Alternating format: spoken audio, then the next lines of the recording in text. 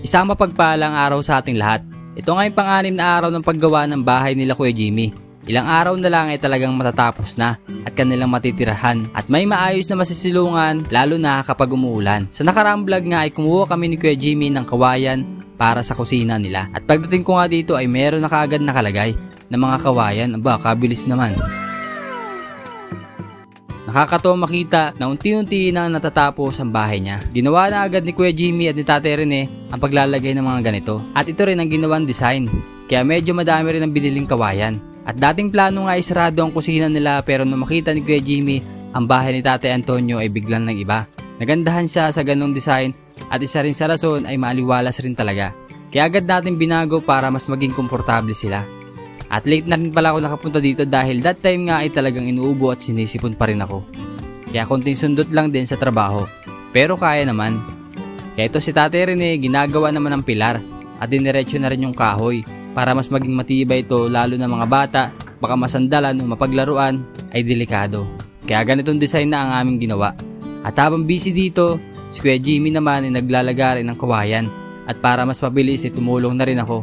Napansin ko rin ang mga anak ni Kuya Jimmy na naglalaro lang dito sa gilid. Isa rin ito sa kanilang libangan, pero kung minsan nanonood sa cellphone ni Kuya Jimmy. Pero kwento nga rin ni Kuya Jimmy na kapag may trabaho siya at magdamag di uwi ay pinapakain niya muna ang kanyang mga anak. At 6 PM pa lang ay natutulog na raw ang mga batang ito. Na kahit ganito man nga ang kanilang sitwasyon ay napapansin ko na maayos ang pagpapalaki sa mga bata. Para sa seguridad ng mga bata, magiging maayos na nga dahil sa ginagawang pabahay para sa kanilang mag-aama.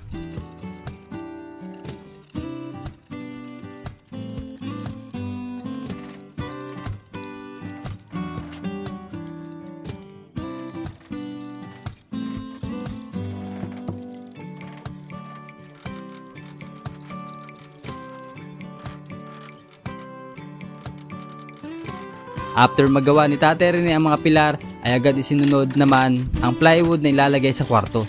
At kapag nailagay na nga ito ay maaari na nilang matulugan dahil excited na rin talagang tumulog ang mga bata dito. Di lang sila makatulog ng mga nakaraang araw dahil malaki pa ang kulang sa sahig pero this time nga ay halos nasa 90% na ang nailagay na sahig.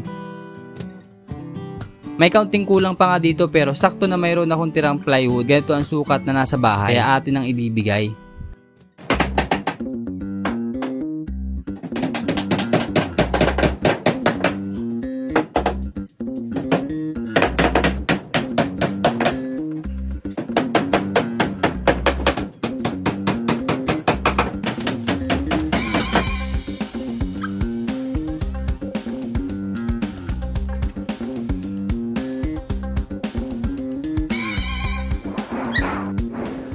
Ayan, ito po yung natapos natin ngayong araw. Natapos si Kuya Jimmy yung pinakang dingding ng pinakakusina. Ayan. Isa rin yung sahig. Okay. Ito yung likod. Wala na ditong bintana. Bali, dalawang bintana ang nilagay. No? Ayan. Banggirahan to mga bayan. Tapos yun, magpapatuloy ng ganito pa rin yung style nito. So since maraming labis na kawayan, siguro lalagyan ulit ng ganito. Tapos ito, yan, tapos na rin yung sahig nila. Pwede ng tulugan. Ito na lang pala ang kulang. So bali bukas dadalhin yung ano. Kasi meron akong spare dun sa bahay. Dadalhin ko na lang dito para hindi na bumili ng iba pa. Para din na bumili ng iba pa.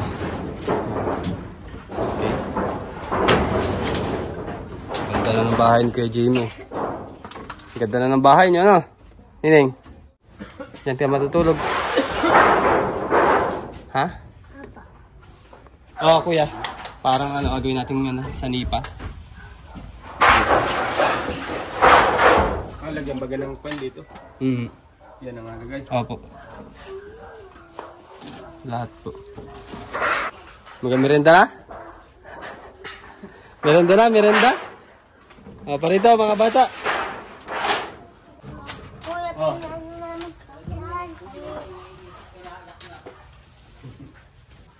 Ay, nagugas kayo ng kamay? Hugas mo na ng kamay. Para malinis. Okay, yung baso ninyo dito, oh. May isang drinks dito. At hapon na naman, isang araw na may kabuluhan. Salamat sa ating Panginoon at binigyan kami ng lakas upang magawa namin itong bahay na ito. At salamat din sa ating sponsor na patuloy na sumusuporta sa ating ginagawang pagtulong at lalong-lalo na kay Ma'am Betty. Maraming salamat po. Pero bago magtapos ay meron nga akong biniling merienda na para sa lahat. Ano, kahit nandinig kayo sa loob, ang gano'n kundi gumulong na ng gumulong. Alam mo, madumi pa. Ba't di pagka naliligo ng maaga?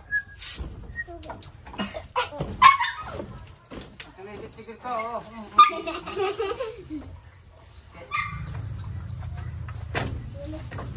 Para maganda yung kuya.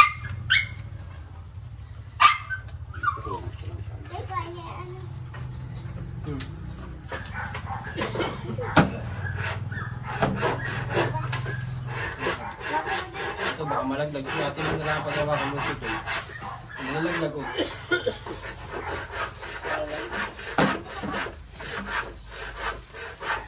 Ate kayo dito.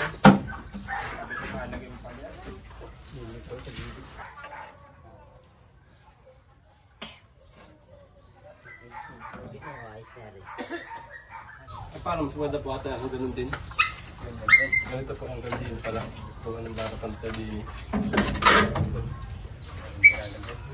Dito po, sa taas. Ano po din eh? Ano yung pag-iri? Dito ba galagyan nila?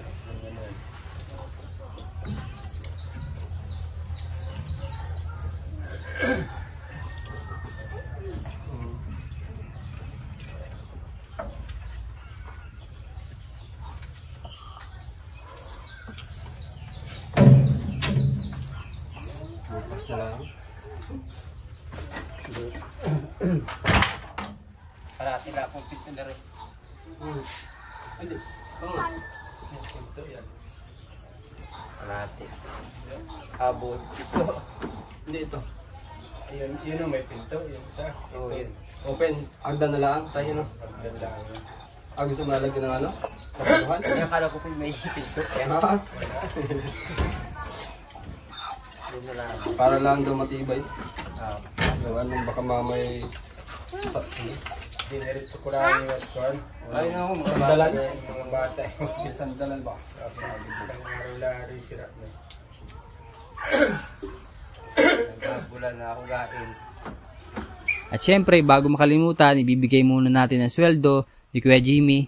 At nakakatuwa lang na nakapagbayad na raw siya sa lupa na sa 4 na araw niyang pagtatrabaho sa paggawa ng bahay niya ay malaking tulong daw ang kanyang sinasahod. At hanggang dito na lang po muna ang update sa paggawa ng bahay ni Kuya Jimmy.